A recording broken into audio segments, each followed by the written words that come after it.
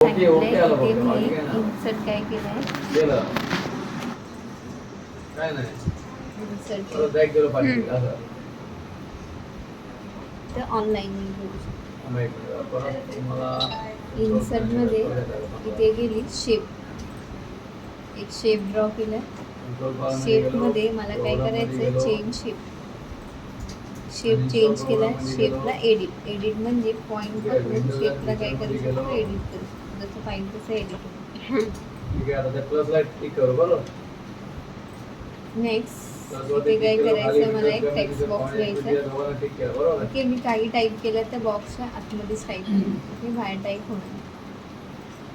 आता खाली काय नाही फक्त ओके आणि कॅन्सल हे ऑप्शन आहे बस त्यानंतर एवढा सिलेक्ट करायचं ओके केलं तर ओपन व्हायला पाहिजे ना शेप स्टाईल ओपन स्टाईल ही घ्यायची इथे नाही होत ना तेच तर सांगतोय पिक्चर पाहिजे असेल फ्रॉम फाईल मध्ये पिक्चर पण इन्सर्ट करू शकतो पिक्चर नको आहे तुला जुनी सीट पावर दे दाखवतो बाजू back red and colour plus ते नको आहे परत जाऊन तिकडे बघू टेक्स्चर पाहिजे असेल टेक्स्चर इफेक्ट्स कसं पाहिजे स्मूथनेस पाहिजे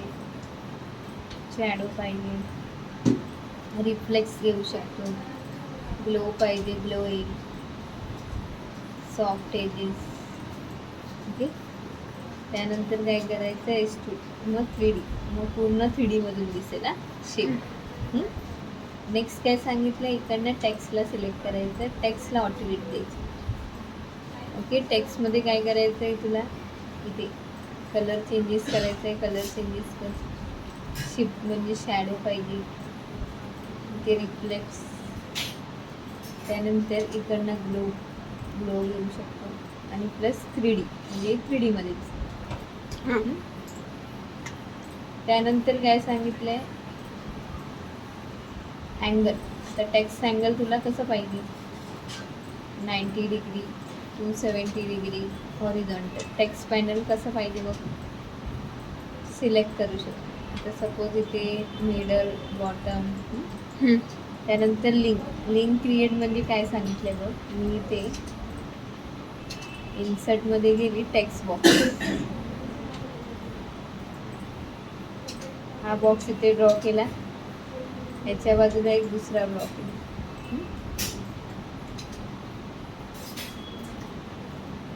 इथे क्रिएट लिंकमध्ये गेलो या बॉक्सवर इथे क्लिक करून इथे क्लिक केलं आता मी काही टाईप केलं ना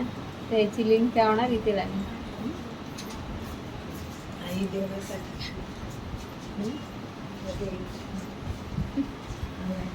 सिलेक्ट करेल म्हणजे ह्याची लिंक इथे लागेल पोझिशन द्यायची तर पोझिशन काय द्यायची बघ =RAND bracket open close enter आता मी इथे शेपमध्ये आली इन्सर्ट शेप ड्रॉ केली शेप मला पोझिशन कुठे द्यायची इथे पोझिशन दे ओके रॅप टेक्स्ट कंट्रोल अल्टनी याला सिलेक्ट केलं ओके इन स्क्वेअर कसं पाहिजे बॅकवर्ड फॉरवर्ड सिलेक्शन पॅनलनी 2 panel selection angle left centre right okay top त्यानंतर इकडनं मिडल देऊ शकतो नेक्स्ट काय सांगितलं आहे बघ